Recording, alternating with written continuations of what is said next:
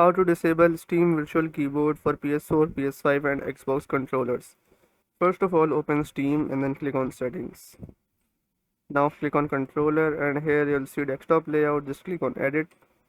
Now click on Edit Layout and then here you'll see joysticks. Just click on it and then here you'll see Show Keyboard. Just click on this little gear icon and then click on Remove command. Once you do this, your problem should be solved.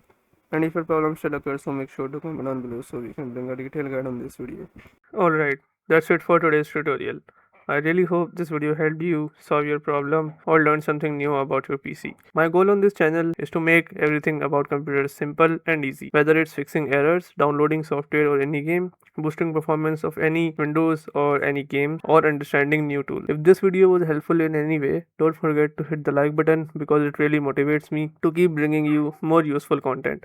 And if you're new here, make sure to subscribe and turn on the notification bell so you never miss any future tutorials, tips, and PC fixes. Also, if you're facing any issues or have any questions related to computers, Windows, software, or anything technical, drop them in the comments. I read all of your comments and I'll try my best to help you out.